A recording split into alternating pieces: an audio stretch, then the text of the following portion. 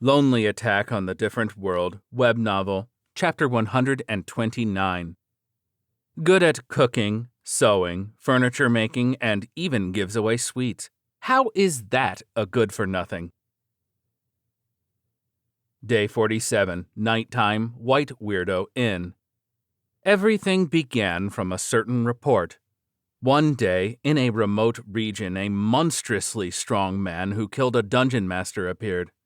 It's an extremely dangerous situation. In a way, he is more dangerous than monsters. Since he can wield his atrocious power with intelligence and planning, he is a much greater threat than a monster. And since he is a human, he can remain unnoticed even in our midst, despite the monstrous danger he poses. On top of that, he is moving according to his own will, driven by his own desires and ambitions. A monster of a man appeared in a frontier town. All alone he annihilated every monster in the demon forest. All alone he annihilated every monster in the oldest dungeon. All alone he annihilated a monster stampede, monopolizing all of the town's riches, treating the town as his own property. A monster like man. What is that man trying to do? Where is that man heading? What is his goals? Who is that monster and what kind of person is he? Go and investigate it, okay? That is what I was told. It's not like there was anything wrong with what she said. I just wanted to follow up on that to clarify the situation, but everything is correct, isn't it? That man isn't trying to do anything. He's too busy doing perverted stuff all night, every night. And he isn't heading anywhere. Look away for a moment and he's back to being a shut-in in his cave. And he has no goal in mind. He is living his life day to day. That's true. Yeah, that's not wrong. What kind of person is that monster-like man? He's a good baddie, though he is always up to no good. Also, don't compare him with monsters. It's rude to monsters. What kind of person is a monster-like man? He's good at cooking, and apparently can also sew. He also can make furniture. Basically a very self-sufficient baddie?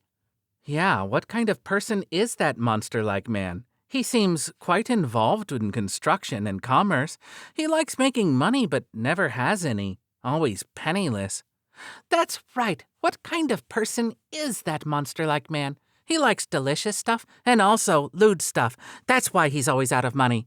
It isn't wrong, but is that what they want on the report? Is there anyone interested in that?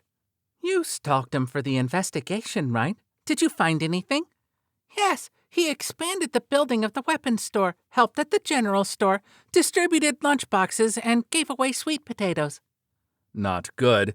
I even thought about writing a report for her, but I don't know what to write there. I guess the only mistake there is that there was not a dungeon master, but its superior, a dungeon emperor, and she wasn't killed, but every night seems to be close to dying, according to her. Other than that, he indeed killed everyone, monopolized the riches of the town, while somehow remaining broke, and is treating the city as his property, or rather just generally doing as he pleases. What can I write there? A cautionary do not approach dangerous? Or maybe an experience story of bargain sale. Don't get involved or you will have all your money ripped off. The food is tasty. What is this, a review? His massage is incredible. Looks like vibration magic was to her liking. He gives sweets. Yeah, that's important.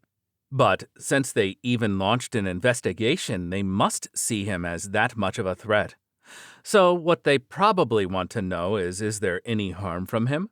I wonder. He is basically harmless, but at the same time a walking calamity. What's next? The danger? Mostly in bed, I guess? Yeah, apparently he's quite dangerous there. Very amazing, it seems.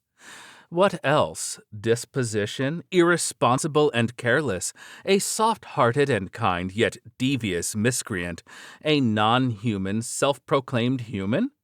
Though he is indeed fiendish for the most part, his physical and magical prowess seems to be aimed at doing lewd stuff, and his intelligence at cooking. Even his ambitions seem to be limited to raising his daily allowance. And he can talk about allowance all he wants, but he already blew his savings, yet he already made new debts at the inn.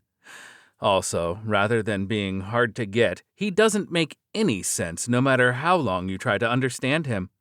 But he isn't even a monster-like man to begin with. He's just an incomprehensible man.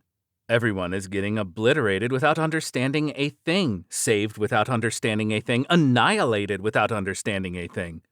Maybe happy without understanding a thing. What's the common theme here? And since no one understands a thing, how can they say anything for a report? Her higher-ups will not understand a thing, even if they see him with their own eyes. And if they ever talk with him, they will get so confused they won't be able to understand even what they don't understand. So they absolutely will not be able to comprehend it. He cannot be understood, so there is nothing to say. Rather, if anyone were able to understand him, then they are done for. One shouldn't even try to understand what he is. The only thing that is certain is that he doesn't make any sense. Get it? You don't? That's why he cannot be understood. This concludes the report. Is it really okay for a report on a monster-like man to be this? She probably will get scolded if she reports this. Looks like the meeting went into a dead end. Everyone is holding their heads, racking their brains. How do you write a report about a person that has not a single proper thing about it for it to turn into a proper report?